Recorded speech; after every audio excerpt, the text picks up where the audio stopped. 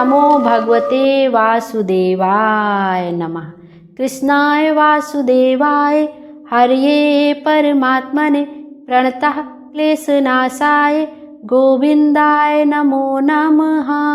बोलिए विष्णु भगवान की जय। आप सभी कमेंट में ओम नमो भगवते वासुदेवाय नमः अवश्य लिखिएगा। आइए आज के वीडियो में हम गुरुवार व्रत कथा का श्रवण करेंगे। गुरुवार का दिन भगवान विष्णु को समर्पित होता है। इस दिन विष्णु भगवान के निमित्त व्रत रखा जाता है और केले के वृक्ष की जड़ में पूजन किया जाता है। केले के वृक्ष की जड़ में गुड़, चना और मुनक्के से पूजन किया जाता है और साथ ही हाथ में थोड़ा सा गुड़, चने की दाल और मुनक्का लेकर विष्णु भगवान की व्रत कथा का श्रवण किया जाता है। यदि आप हो सके तो जहाँ पे आपने पूजन किया है केले के वृक्ष का, वहाँ पर बैठकर हो सके तो आप व्रत कथा का श्रवण करें। अगर यह संभव ना हो तो आप घर में विष्णु भगवान की प्रतिमा के सामने एक दीपक जलाकर और वहाँ पर बैठकर हाथ में गुड़, चना व मुनक्का लेकर व्रत कथा का श्रवण करें और साथ ही में हुमकारा अवश्य भरते रहें या मन ही मन में ओम नमो भगवते वासुदेवाय मंत्र का जाप करते रहें। आइए अब विष्णु भगवान का स्मरण करते हुए इस व्रत कथा का श्रवण करते हैं और अपने जीवन को धन्य बनाते हैं। यह व्रत सभी मनोकामनाओं को पूर्ण करने वाला व्रत है। अब कथा की ओर चलते हैं। बृहस्पतिवार व्रत कथा। प्राचीन समय की बात है। एक नगर में एक बड़ा व्यापारी रहता था। वह जहाजों में माल लदवाकर दूसरे देशों में भेजा करता था। वह जिस प्रकार अधिक धन कमाता था उसी प्रकार जी खोलकर दान भी किया करता था। परंतु उसकी पत्नी अत्यंत कंजूस थी। वह किसी को भी एक भी दमड़ी नहीं देने देती थी। एक बार सेठ जब दूसरे देश व्यापार करने गया तो पीछे से बृहस्पति देव ने साधु वेश में उसकी पत्नी से भिक्षा मांगी। व्यापारी की पत्नी बृहस्पति देव से बोली, हे साधु महाराज, मैं इस दान और पुण्य से तंग आ गई हूँ। आप कोई ऐसा उपाय बतलाएं जिससे मेरा सारा धन वैभव नष्ट हो जाए और मैं आराम से रह सकूं। मैं यह धन लूटता हुआ नहीं देख सकती। बृहस्पति देव ने कहा, हे देवी, तुम बड़ी विचित्र हो। संतान और धन से कोई दुखी होता है। अगर अधिक धन है तो इसे शुभ कार्यों में लगाओ। कुंवारी कन्याओं का विवाह करवाओ। विद्यालय और बाग बगीचों का निर्माण कराओ। ऐसे पुण्य कार्य करने से तुम्हारा लोक परलोक सार्थक हो सकता है। परंतु साधु की इन बातों से व्यापारी की पत्नी को खुशी नहीं हुई। उसने कहा, मुझे ऐसे धन की आवश्यकता नहीं है जिसे मैं दान करती फिरूं। तब बृहस्पति देव बोले, यदि तुम्हारी ऐसी इच्छा है तो तुम एक उपाय करना। 7 बृहस्पतिवार को घर को गोबर से लीपना। अपने केसों को पीली मिट्टी से धोना। केसों को धोते समय स्नान करना। व्यापारी से हजामत बनाने को कहना। भोजन में मांस मदिरा खाना। कपड़े अपने घर धोना। ऐसा करने से तुम्हारा सारा धन नष्ट हो जाएगा।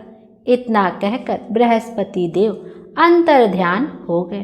व्यापारी की पत्नी ने बृहस्पति देव के कहे अनुसार 7 बृहस्पतिवार वैसा ही करने का मन ही मन निश्चय किया।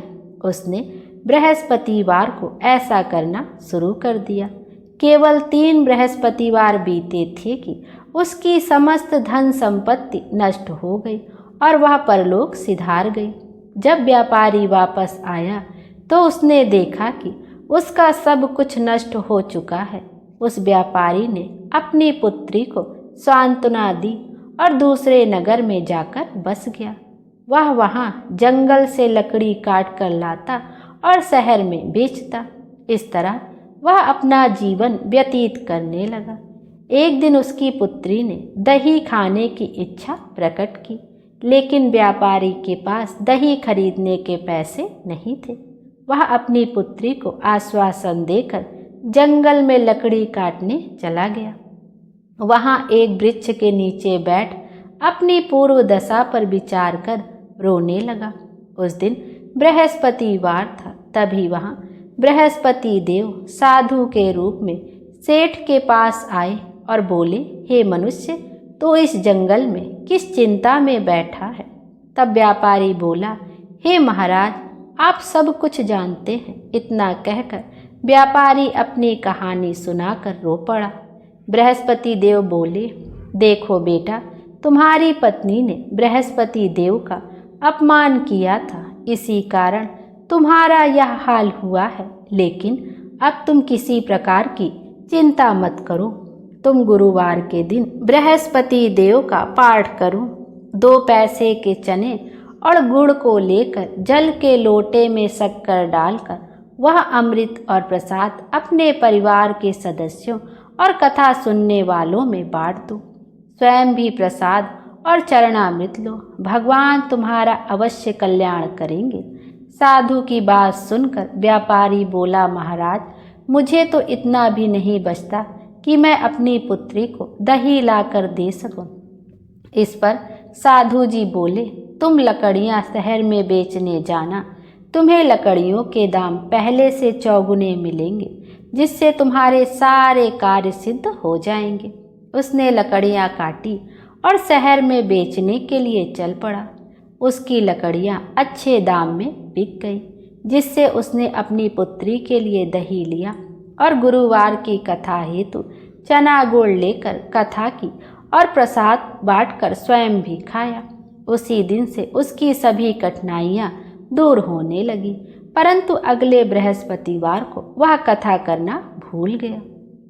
अगले दिन वहां के एक राजा ने एक बड़े यज्ञ का आयोजन कर पूरे नगर के लोगों के लिए भोज का आयोजन किया। राजा की आज्ञा अनुसार पूरा नगर राजा के महल में भोज करने लगा। लेकिन व्यापारी व उसकी पुत्री तनिक विलंब से पहुँचे, अतः उन दोनों को राजा ने महल में ले जाकर भोजन कराया। जब वे दोनों लौट कर आए, तब रानी ने देखा कि उसकी खूंटी पर टंगा हुआ हार गायब है। रानी को व्यापारी और उसकी पुत्री पर संदेह हुआ कि उसका हार उन दोनों ने ही चुराया है। राजा की आज्ञा से उन दोनों को कारावास की कोठरी में कैद कर दिया गया।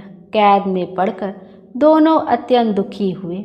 वहां उन्होंने बृहस्पति देवता का स्मरण किया।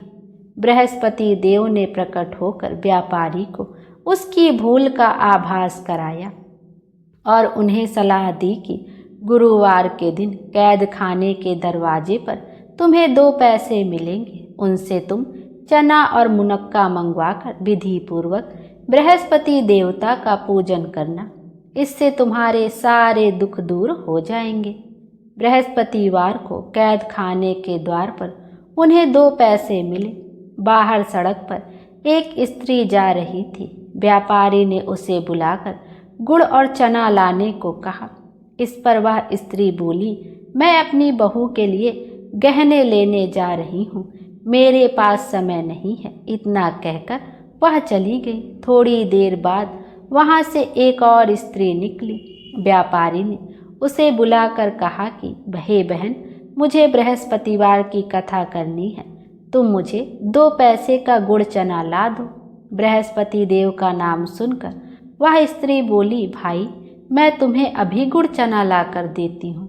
मेरा इकलौता पुत्र मर गया है, मैं उसके लिए कफन लेने जा रही थी, लेकिन मैं पहले तुम्हारा काम करूँगी, उसके बाद अपने पुत्र के लिए कफन लाऊंगी। वह स्त्री बाजार से व्यापारी के लिए गुड़ चना ले आई और स्वयं भी बृहस्पति देव की कथा सुनी। कथा के समाप्त होने पर वह स्त्री कफन लेकर अपने घर गई।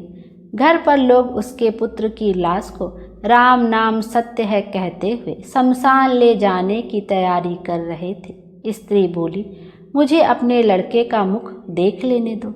अपने पुत्र का मुख देखकर उस स्त्री ने उसके मुंह में प्रसाद और चरणामृत डाला। प्रसाद और चरणामृत के प्रभाव से वह पुनः जीवित हो उठा। पहली स्त्री जिसने बृहस्पति देव का निरादर किया था, वह जब अपने पुत्र के विवाह हेतु पुत्र वधू के लिए गहने लेकर लौटी और जैसे ही उसका पुत्र घोड़ी पर बैठकर निकला, वैसे ही घोड़ी ने ऐसी उछाल मारी कि वह घोड़ी से गिरकर मर गया। यह देख स्त्री रो रो कर बृहस्पति देव से क्षमा याचना करने लगी। उस स्त्री की याचना से बृहस्पति देव साधु वेश में वहां पहुंचकर कहने लगे, हे देवी, तुम्हें अधिक विलाप करने की आवश्यकता नहीं है। यह बृहस्पति देव का अनादर करने के कारण हुआ है। तुम वापस जाकर मेरे भक्त से क्षमा मांगकर कथा सुनो, तभी तुम्हारी मनोकामना पूर्ण होगी।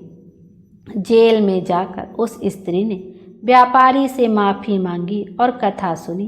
कथा के उपरांत वह प्रसाद और चरणामृत लेकर अपने घर वापस गई। घर आकर उसने चरणामृत अपने मृत पुत्र के मुख में डाला। चरणामृत के प्रभाव से उसका पुत्र भी जीवित हो उठा। उसी रात बृहस्पति देव राजा के सपने में आए और बोले, हे राजन, तूने जिस व्यापारी और उसकी पुत्री को जेल में कैद रखा है वह बिल्कुल निर्दोष है। तुम्हारी रानी का हार वहीं खूंटी पर टंगा है। दिन निकला तो राजा रानी ने हार खूंटी पर लटका हुआ देखा। राजा ने उस व्यापारी और उसकी पुत्री को रिहा कर दिया और उन्हें आधा राज्य देकर उसकी पुत्री का विवाह उच्च कुल में करवाकर दहेज में हीरे जवाहरात दिए। बोलिए विष्णु भगवान की जय, बृहस्पति देव की जय। बृहस्पतिवार व्रत कथा यहीं पर समाप्त होती है।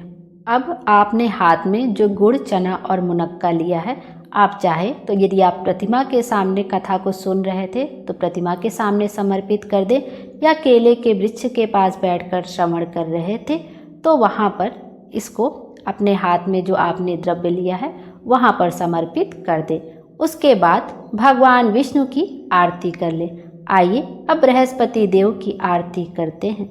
आप घी की बाती से भी आरती कर सकते हैं और कपूर से भी आरती कर सकते हैं। आइए अब आरती का श्रवण करते हैं। ओम जय बृहस्पति देवा, जय बृहस्पति देवा, छिन छिन भोग लगाऊं कदली फल मेवा। ओम जय बृहस्पति देवा, तुम पूर्ण परमात्मा, तुम अंतर्यामी, जगत पिता जगदीश्वर, तुम सबके स्वामी। ओम जय बृहस्पति देवा, चरणामृत निज निर्मल, सब पातक हरता, सकल मनोरथ दायक, कृपा करो भरता। ओम जय बृहस्पति देवा, तन मन धन अर्पण कर, जो जन शरण पड़े, प्रभु प्रकट तब होकर, आकर द्वार खड़े। ओम जय बृहस्पति देवा, दीन दयाल दयानिधि, भक्तन हितकारी, पाप दोष सब हरता, भव बंधन हारी। ओम जय बृहस्पति देवा, सकल मनोरथ दायक, सब संशय तारो, विषय विकार मिटाओ, संतन सुखकारी। ओम जय बृहस्पति देवा, जो कोई आरती तेरी प्रेम सहित गावे, ज्येष्ठानंद बंद सो निश्चय पावे। ओम जय बृहस्पति देवा, स्वामी जय बृहस्पति देवा, छिन छिन भोग लगाऊं कदली फल मेवा। ओम जय बृहस्पति देवा। बोलिए बृहस्पति देव की जय, विष्णु भगवान की जय। आइए अब विष्णु जी की आरती का भी श्रवण करते हैं। ओम जय जगदीश हरे, स्वामी जय जगदीश हरे, भक्त जनों के संकट क्षण में दूर करें। ओम जय जगदीश हरे। जो ध्यावे फल पावे, दुख बिन से मन का, सुख संपत्ति घर आवे, कष्ट मिटे तन का। ओम जय जगदीश हरे। मात पिता तुम मेरे, शरण गहूँ मैं किसकी, तुम बिन और न दूजा, आस करूँ मैं जिसकी। ओम जय जगदीश हरे। तुम पूरन परमात्मा, तुम अंतर्यामी, पार ब्रह्म परमेश्वर, तुम सबके स्वामी। ओम जय जगदीश हरे। तुम करुणा के सागर, तुम पालन करता, मैं मूरख खल कामी, कृपा करो भरता। ओम जय जगदीश हरे। तुम हो एक अगोचर, सबके प्राणपति, किस विध मिलूं दया मैं, तुमको मैं कुमति। ओम जय जगदीश हरे। दीन बंधु दुख हरता, तुम रक्षक मेरे, करुणा हस्त उठाओ, द्वार पड़ा मैं तेरे। ओम जय जगदीश हरे। विषय विकार मिटाओ, पाप हरो देवा, श्रद्धा भक्ति बढ़ाओ, संतन की सेवा। ओम जय जगदीश हरे। श्री जगदीश जी की आरती जो कोई नर गावे, कहत शिवानंद स्वामी, सुख संपत्ति पावे। ओम जय जगदीश हरे। स्वामी जय जगदीश हरे। बोले विष्णु भगवान की जय। विष्णु भगवान हम सब की मनोकामना पूर्ण करें और हमारे जीवन को खुशियों से भर दें। Thank you. Radhe Radhe. Hare Krishna.